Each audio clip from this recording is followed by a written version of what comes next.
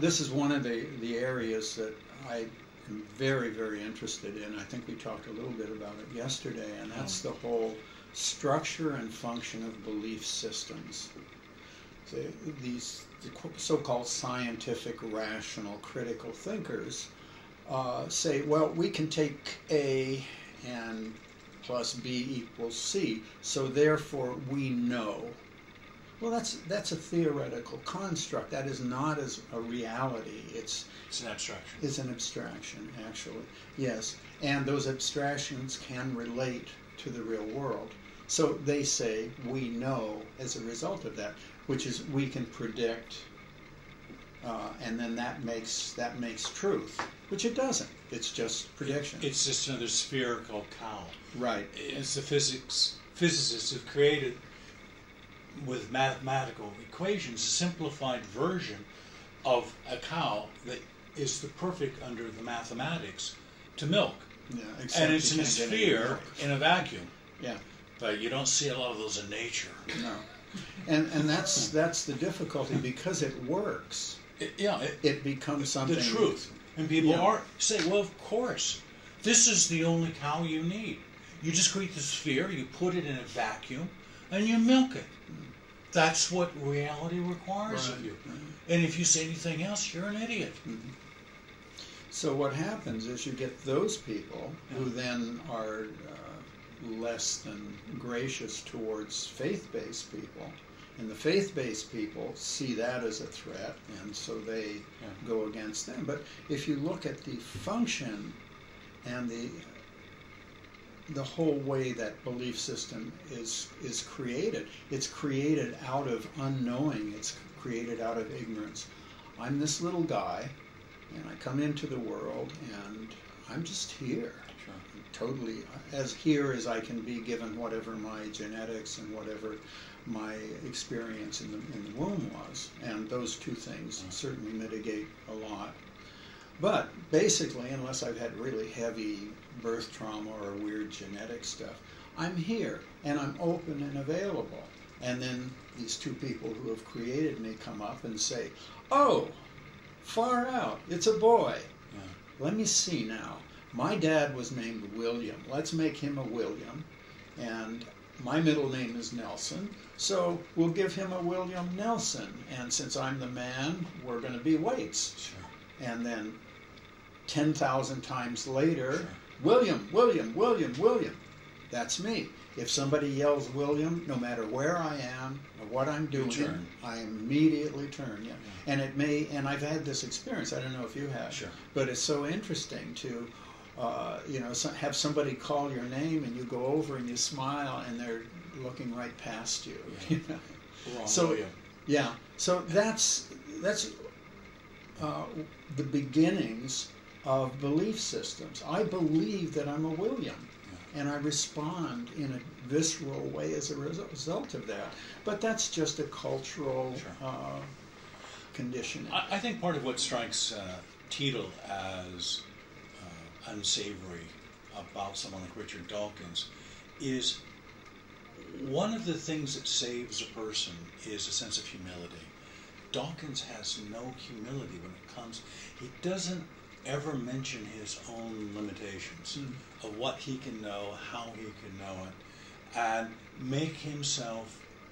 he makes himself into a kind of superhero of the secular side. And he's kind of anointed himself as the person to lead the crusade, the charge against dogma, and at the same time creating an edifice that's as vulnerable as the one that he's attacking.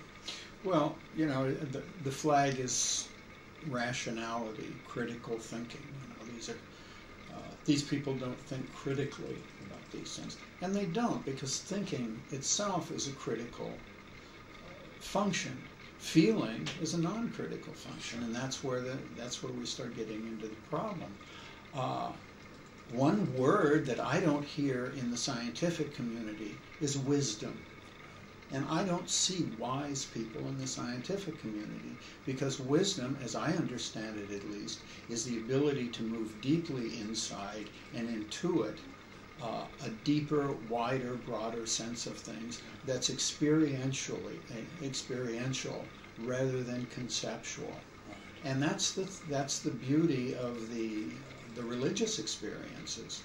You know, you look at the thing Paul on the road to Tarsus, you know, and he gets zapped.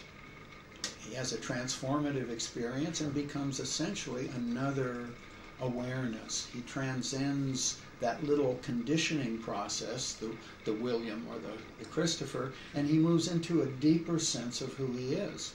You know, and I'm God. You know, some people will say Sufis used to get killed for that a lot by the Muslims. But there's a sense of unity, and that unity seems to be here. And the thing that keeps us away from it is critical thinking. As long as I have my critical thinking filter on, I've abstracted myself from the actual felt experience of reality, and I've gone essentially into some kind of memory system, you know, that I've put over the world. You know, one of the things that I think comes out of this conversation with you and what Tito added is, how are we conceptualizing or producing modern day heroes? I mean, it seems to me a lot of what are heroes now are celebrities, and celebrities are people who are famous for being famous. They're not the Churchills or the Einsteins. They're not at that kind of level. Is it possible now to have heroes that transcend these ideological barriers that, you know, of dogma, that would be a hero to Richard Dawkins, to the Pope, to a Sufi scholar? Is it possible now to envisage someone who would have that kind of heroic role to play? Good question. I think the difficulty is that we're fragmented so far now, and the so we're looking for spokesmen as opposed to heroes. Well, you know, it's like I look at what are called heroes, at least in the media, and heroes are excitement. You know, everything is about jamming yourself with as much excitation as you can, and so it's not even heroic anymore. It's more about power and control and winning. You know, winning is a big deal. Who would be, say, some of your heroes in music? John Coltrane, Bach, Stravinsky. Okay, so it comes out just immediately. Oh yeah. So those are heroic figures for you. Well, they're figures that, at least in my own belief system or my own experience, touch me deeply. They take me deeper than peripheral experience. I mean, we could have elevator music in the background here. Sure. And it would not be noticed, you know, and so much of our lives we go around with all kinds of stuff around us. It's not noticed, it just becomes part of the environment, where I think our heroes are ones that touch us personally in a deep way, and mine happen to be musical because I'm a musical person. Sure. You know, I would imagine some of your heroes would be writers. Yeah, for sure. So there's a spark in those people that you identify with. My own belief is that what happens when I create a hero is that person has touched that place inside of me that I recognize in them. Yeah. That, you know, the thing with heroes is that they have more courage than we do, more talent, that they've had some insight that hasn't otherwise been accessible to us. I mean, what is it about Bach that makes Bach, the music of Bach, heroic for you? Well, it touches a deep experiential place inside. It's a very spiritual oriented place. So there's a vibratory quality in his music that I don't feel in, say, somebody else's music. There's a personalization of it.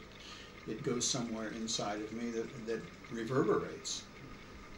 Yeah, I think maybe it goes back a little bit when I was discussing tribalism, is that you can have tribal heroes, but if you have a hero that's truly universal, it shows a way of transcending the tribal limitations. Right.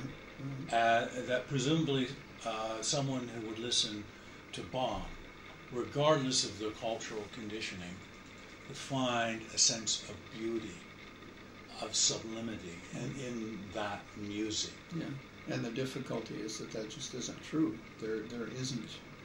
I mean, you know, you look, the closest thing to that kind of person would be one of the messiahs, and yet the messiahs got killed because it wasn't an experience that the universal group of human beings It's too experienced. threatening to the tribal paradigm if you have a transcendent hero. Unless it's coming from your paradigm or a paradigm that you can relate to. Yes.